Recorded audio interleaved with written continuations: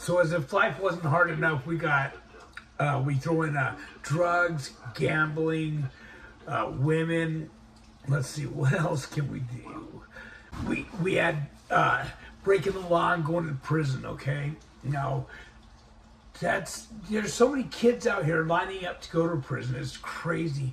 They watch these shows and they think it's exciting. And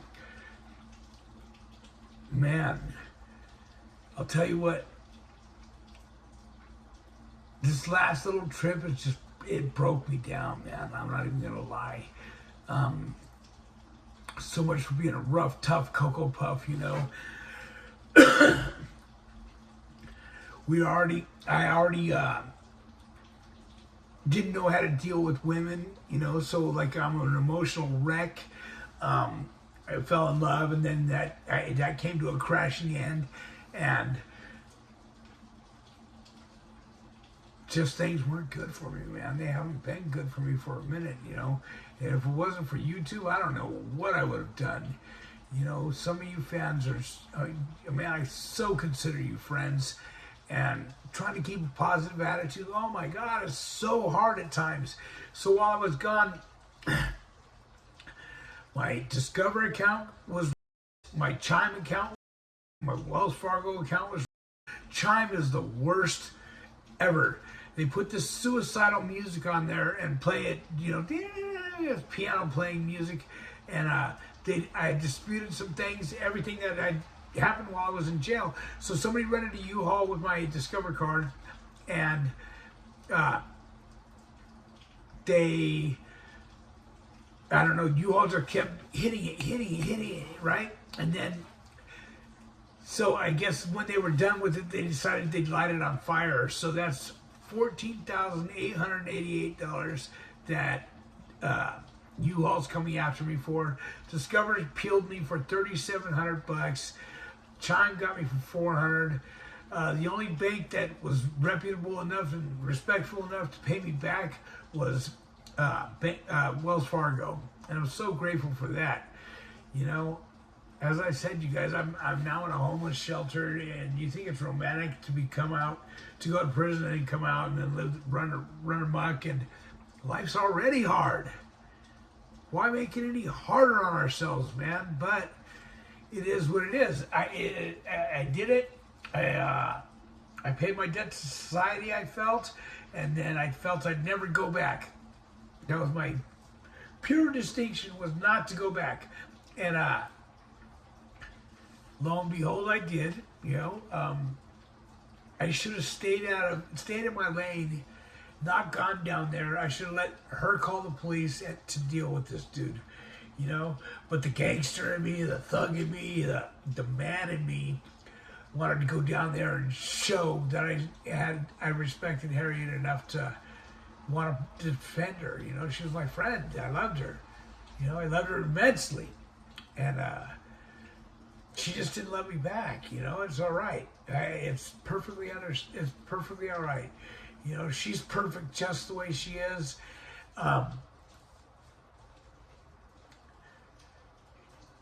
I just have been struggling, you guys. I'm going to keep it real with you. You know,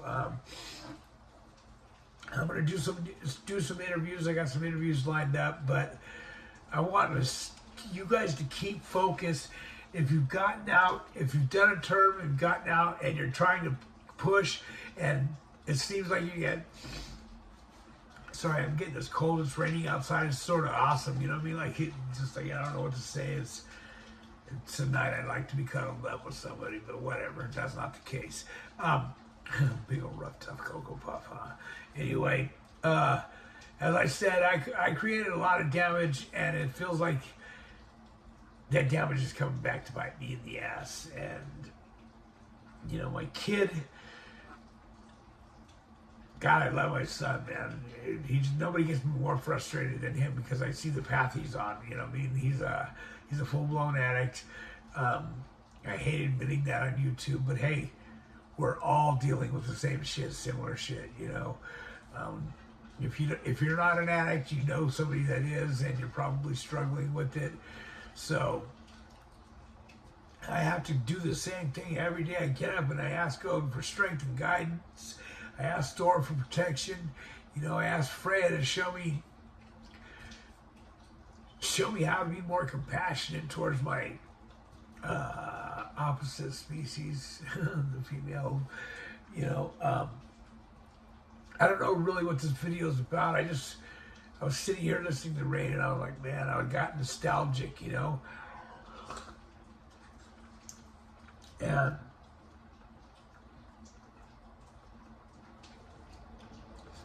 I had some good times in prison, man.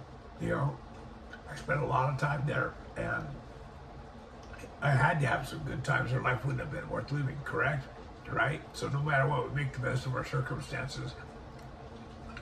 And back then it was fun. I was young, dumb, indestructible is the word I'm looking for. And man, I'm not that now. I'll tell you what, it takes a warrior to grow old. That's for sure. It takes a warrior, man. I wake up each day, all them burpees and shit, my back's frizzled, my shoulders shattered. You know, like I just want to give up half the time. And I don't know how I find it to keep pushing, man, but I do, because I mean, what else am I going to do? Lay down and lick my wounds and die? You know? And that sounds comforting sometimes, but what kind of example is that for my grandkids, you know? Like, I was fortunate enough to have kids. No matter what's going on with them, they're the best thing that ever happened to me. I didn't believe so at the time, but, you know, I'm proud of both my boys. You know, Nikki, I love you. You know, the life of a convict can be lonely too, very lonely. You know, you're in there fantasizing about what it'd be like to kick it with your girl, and here it is on a rainy night. I'm out, and I'm still not kicking it with a female, so I don't know what to say on that department. You guys, prison sucked. That's the bottom line. You know what I mean? I did have some good times when I was there. Prison sucked. It ruined everything for me, my kids, everybody. You know? I don't recommend it. If you're watching this channel and you're watching it to stay out, that's a beautiful thing. You know, a reminder. Sitting in that cell getting served another peanut butter and jelly sandwich, so it's peanut butter and jelly for breakfast, and then a bologna sandwich for lunch, and then some kind of cold-ass beans and rice for dinner, maybe some spaghetti, and in between time you're starving. A top ramen soup costs $1.75, man. You're putting that burden on your people, you know. Going to prison and expecting cash from your people? Come on, man. Grow up. You know, some crimes are just unavoidable. You know, I say that, but that's not even true. Like, had I thought through this situation, I wouldn't have gone to jail this time. You know, like, it's not my job to do God's job. You know, and I have to remind myself that constantly. You know, I don't know. I'm just saying hi tonight, you guys. I do have some interviews lined up. One guy, he's not going to do it. I was really totally hoping he would. He went to the feds for fraud, and you know, I've grown to like the dude, and he just will not come on camera. He's the full-blown conspiracy theory. That's another thing. Prison just frizzles your mind for the future. You're out here and you know what goes on for real, and then you add 10 full on top of that. So people get schizophrenia, paranoid, schizoaffective. You know, I've seen, since I've been at this shelter, man, I've seen people that just they're not right. You know, I thought but they're smart enough to stay out of jail. It's like touching a hot stove. Fire hot, don't want to touch. You know what I mean? We, in the county jail, we always had a saying, even a ding understands an ass whooping. But these guys here are smart enough to go, you know what? I don't want to go to jail, man. Like, I'm homeless, life's rough, it's cold out here, but I don't want to go to jail. Now, I think the opposite. I think, man, it's fucking cold out here. Jail wouldn't be too bad. You know what I mean? Like, I'd have a roof over my head. I'm not stuck in the rain. You know, I just, that's how fucked up my thinking is. You know? I certainly hope I have some of you out there that aren't thinking the way that I used to think. You know? Does that make sense? I don't know. Anyway, I'm rambling now, you guys, but just the rain made me nostalgic, man, and they got some kind of little congestion going on, and I don't know what's going on. My boy inside, he's had COVID 3 times, man. His lungs will never heal, he said. He said he's so fried his lungs will never heal. And that just scares the shit out of me, man. Going in there, and no matter what, you got to get what everyone else gets. You know what I mean? Whether it be valley fever or whatever, you just can't dodge the bullet. And they'll just let you sit there. You know, dude sat in his cell screaming. He was one of the dudes that died over there on his block. And he said he sat in his cell screaming every night. I can't breathe. I can't breathe. And they did nothing about it. They wouldn't crack the cell. They wouldn't take him to doctors. They're walking around in spacesuits.